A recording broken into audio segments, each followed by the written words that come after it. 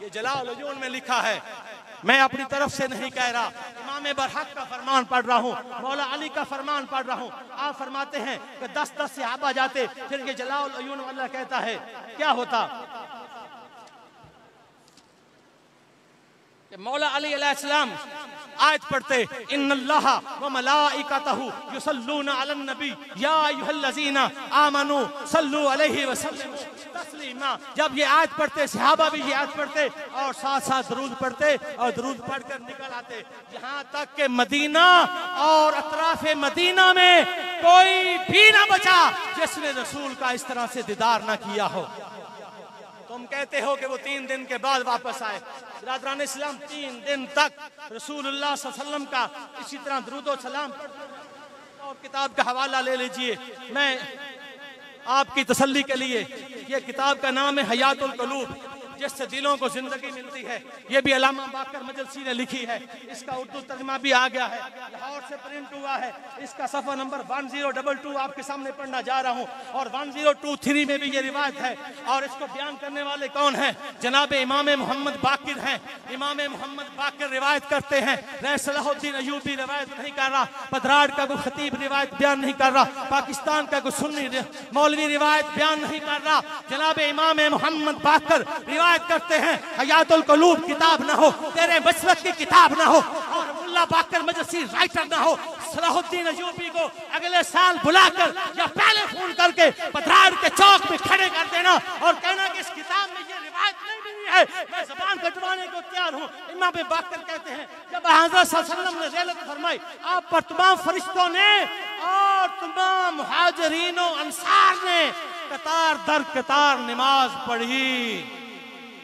अब जब लफ्ज आ गया तमाम मुहाजिरीन और तमाम अंसार ने कितार दर कतार, फिर आगे वो भी यही रिवायत बयान करते हैं कि शेख तूसी ने हजरत से बसनद सही रिवायत की कि जब अमीरुल मोमिनीन ने रसूल खुदा का गुस्ल दिया तो कपड़ा आन जनाब के रूए अक़दस पर डाला। ये रिवायत लंबी हो जाएगी। फिर आगे चलते चलते इसमें भी ये लिखते हैं कि 10-10 अफराद मुहाजिर और अंसार दाखिल हुजरा होते और हजरत पर दरूद भेजते और बाहर चले जाते।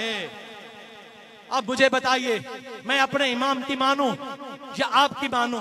इमाम मोहम्मद बाकर की मानूं या आज के किसी राइटर की मानूं? इमाम मोहम्मद बाकर की मानूं, आज के किसी वाइस की मानूं? इमाम मोहम्मद बाकर कहते हैं, किताब तेरी में मैं हवाला देकर जा रहा हूं, अब कोई इसको माने या ना माने ये उसकी मर्जी है, हमारा। और उसके बाद आखिरी 2 रिवायतें आपको सुनाना चाहता हूं। तदफीन हो गई रसूलुल्लाह की जिंदगी में, आप मुसल्ले पे भी खड़े हो गए, लेकिन सवाल पैदा होता है कि क्या मौला अली अलैहिस्सलाम ने जनाब अमीरुल मोमिनीन खलीफातुल मुस्लिमीन हजरत सैयदना अबू बकर सिद्दीक रज़ी अल्लाह ताला अन्हो की बैत की? अब ये बड़ा मसला है। हमारा काम है दिखाना, आगे किसी का काम है कोई माने या ना माने। बिरादरान इस्लाम, हम जिस शेर खुदा को मानते हैं उसका लक़्ब असदुल्ला है। क्या है? असदुल्ला, अल्लाह का शेर। हम कहते हैं शाह मर्दां। सुनिए यार, आखिरी बात, जिंदगी में इस तरह के फिर पता नहीं कब मेले होंगे। हम कहते हैं मौला अली के बारे में, शाह मर्दां, शेर यज़दां, कुव्वत सारा मजमा बोले, शाह मर्दां, शेर यज़दां, कुव्वत परवरदिगार। और अल्लाह की कुव्वत है, शाह मर्दां है, शेर यज़दां है, कुव्वत परवरदिगार है। ला फता इल्ला अली, ला सैफ इल्ला जुल्फ़िकार। उस शेर को कोई डरा सकता है भाई? उस शेर से कोई जबरदस्ती बैत ले सकता है? उस शेर को कोई धमका कर बैत ले सकता है? मैं आपके सामने पढ़ना चाह रहा हूँ फिर तफसीर उम्मी जल्द 3 सफ़ा 485, इसमें भी लिखा है। और फिर इसको इत्जाज तबरसी वाले ने भी लिखा है कि कि जब अबू बकर सिद्दीक को खलीफा बनाया गया, फिर मौला अली ने उनकी जो है बैत ना की। इन्होंने जो अफसाना लिखा है मैं वो सुना नहीं सकता, उससे मौला अली की तौहीन निकलती है। इशारा कर देता हूँ, ये कहते हैं कि सहाबा आए, उन्होंने मौला अली अलैहिस्सलाम से कहा कि आप बैत अबू बकर की क्यों नहीं करते। उन्होंने कहा मैंने बैत नहीं करनी। उन्होंने कहा आपको बैत करनी पड़ेगी।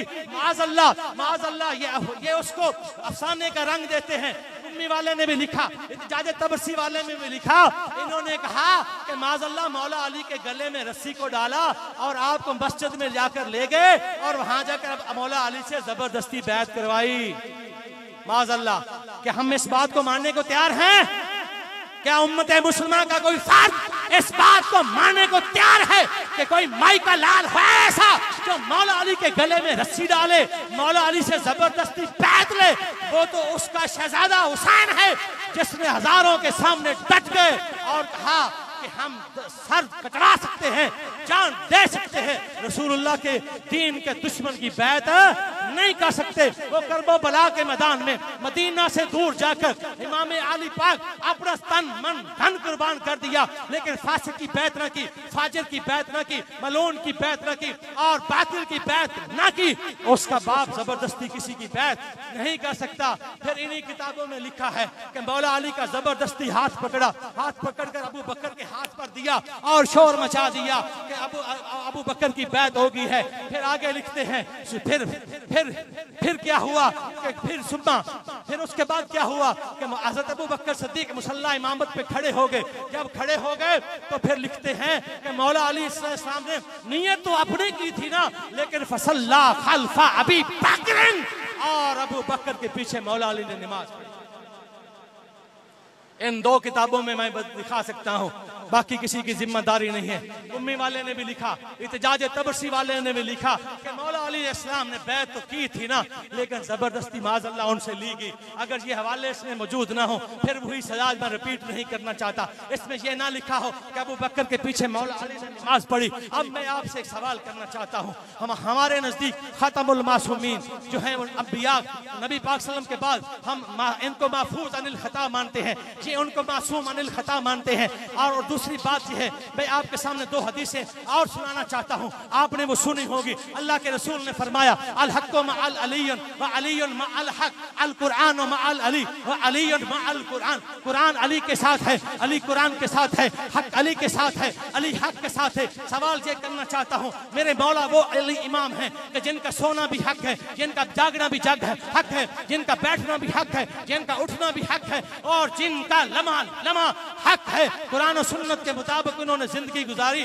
मैं सवाल ये करता हूँ, अबू बकर सिद्दीक के 2 साल, मौला उमर के 10 साल, सैयदना उस्मान गनी के 10 साल या 12 साल, ये इतना 20 साल से ज़ायद अरसा बनता है।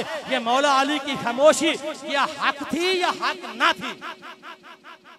ये जो 22 साल का अरसा बनता है सहाबा की खिलाफत को, क्या मौला अली ने किसी स्टेज पे चैलेंज किया? कभी आप उनके खिलाफ निकले? कभी आपने तलवार उठाई? कभी आपने लैदा इमामत करवाई? कभी आपने लैदा मस्जिद बनवाई? कभी आपने लैदा नमाज पढ़ाई? कभी आपने ये भी कहा हो, बल्कि हम दिखा सकते हैं नहजुल बलागा को उठा कर देखो, जब रूम की जंग होने लगी, जब मिस्र की जंग होने लगी, हजरत सैयदना उमर फारूक रज़ी अल्लाह तआला अन्हु वहां पर जाने लगे, तो फिर मौला अली अलैहिस्सलाम ने उनको क्या मशवरे दिए? उनको क्या मशवरे दिए? बिरादरान इस्लाम, मैं आखिर में आखिरी गुजारिश आपसे करना चाहता हूँ। दीन मक्का में आया, मक्का से मदीना में आया, मदीना से फिर अरब में फैला, रसूल खुदा दुनिया से तशरीफ ले गए, रसूल खुदा दुनिया से तशरीफ ले गए। अब सवाल यह है कि वो दीन आगे अरब से अजम में कैसे आया, दीन अरब से फारस में कैसे गया, दीन अरब से रूम में कैसे गया? अलिफ लाम मिम गुलिबतिर रूम, ये कुरान की आयत पढ़ो, ये इस्लाम को गलबा रूम में कैसे मिला, किस खलीफा के दौर में मिला? अगर ये खलीफा अमीरुल मोमिनीन उमर फारूक के दौर में ये रूम फतह नहीं हुआ, तो फिर कुरान की जो नवीद है इसको माज़अल्लाह इनकार कर दीजिए। आप कर नहीं सकते। इस पे बहुत सारे इस्तदलाल पेश किए किया जा सकता है। मैं आपसे सवाल ये करना चाहता हूँ। फिर रोम में गया, मिस्र में गया, आगे अजम में पहुंचा, आधी दुनिया तक इस्लाम का झंडा लहराया।